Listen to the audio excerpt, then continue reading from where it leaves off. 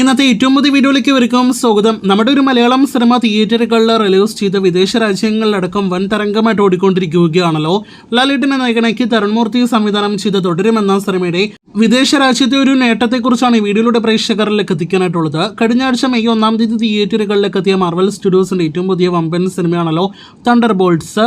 ഇപ്പോഴത്തെ ഈ വിദേശ രാജ്യ ചിത്രത്തിന്റെ മാർവൽ ചിത്രത്തിന്റെ ആദ്യ ആഴ്ചയിലെ UAE അഡ്മിഷൻസ് റിപ്പോർട്ട് പുറത്തു വരുമ്പോൾ തുടരുമെന്ന സിനിമയേക്കാൾ താഴെയാണ് സിനിമയുടെ UAE അഡ്മിഷൻസ്, അതായത് ഫുട്ഫോൾസ് നമ്പേഴ്സ് എന്നൊരു റിപ്പോർട്ട് പുറത്തു വന്നിരിക്കുകയാണ്. തുടരും എന്ന സിനിമയുടെ ആദ്യ ആഴ്ചത്തെ അല്ല, രണ്ടാമത്തെ ആഴ്ചത്തെ, അതായത് കഴിഞ്ഞ ആഴ്ചയിലെ അഡ്മിഷൻസ് റിപ്പോർട്ട് പുറത്തു വരുമ്പോൾ 88,828 ആളുകളാണ് തുടരുമെന്ന സിനിമ UAE ബോക്സ് ഓഫീസിൽ ഈ കഴിഞ്ഞ വീക്കെൻഡിൽ, അതായത് വെള്ളി ശനി ഞായർ ദിവസങ്ങളിൽ UAEയിൽ കണ്ടിരിക്കുന്നത്.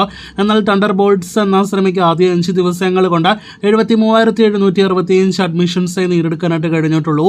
അതായത് തുടരുമെന്ന സിനിമയുടെ രണ്ടാം വീക്കെൻഡിലെ ഫുട്ഫോൾസിനേക്കാൾ താഴെയാണ് ഒരു മാർവൽ ചിത്രത്തിന്റെ ആദ്യ വീക്കെൻഡിലെ ആദ്യ 5 ദിവസത്തെ ഫുട്ഫോൾസ് നമ്പേഴ്സ് എന്ന് ഈ റിപ്പോർട്ടിൽ നിന്ന് വ്യക്തം. എന്തായാലും ഒരു ലാലേട്ടൻ സിനിമയുടെ പവർ വീണ്ടും വിദേശ രാജ്യത്ത് നാം കണ്ടുകൊണ്ടിരിക്കുകയാണ്. മാർവൽ ചിത്രത്തിന്റെ കളക്ഷൻ എല്ലാം തന്നെ പൊട്ടിക്കുക ലാലേട്ടന് ഒരു ഹരമാണ് എന്നാണ് നാം മനസ്സിലാക്കുന്നത്. നേരത്തെ പുലിമുരുകനാണെങ്കിലും 2019 ലൂസിഫർ ആണെങ്കിലും അന്ന് കളക്ഷൻ എത്തിയ മാർവൽ ചിത്രങ്ങളുടെ കളക്ഷൻ എല്ലാം തന്നെ മറികടന്നിരുന്നു. ഇപ്പോഴത് തുടരും ആ പാതയിലൂടെ ഫാമിലി പടം സഞ്ചരിക്കുകയാണ്. ഇനി സൂര്യ ചിത്രം റെട്രോ എന്ന സിനിമയിലേക്ക് വരികയാണെങ്കിൽ സൂര്യയുടെ ഏറ്റവും വലിയ പ്രതീക്ഷയോടെ തിയേറ്ററുകളിലേക്ക് എത്തിയ കഴിഞ്ഞ ആഴ്ചയിലെ ചിത്രമാണല്ലോ റെട്രോ.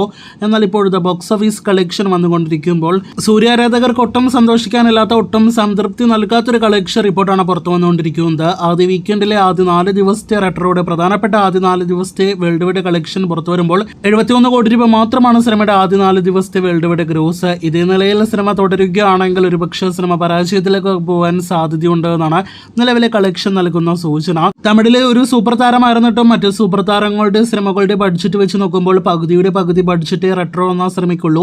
എന്നിട്ടും സിനിമ പരാജയത്തിലേക്ക് പോകുകയാണെങ്കിൽ ബാക്കി പ്രത്യേകിച്ച് പറയേണ്ടതില്ലല്ലോ. കാത്തിരിക്കൂ സിനിമയുടെ ഫൈനൽ വരെയുള്ള കളക്ഷനായിട്ട്.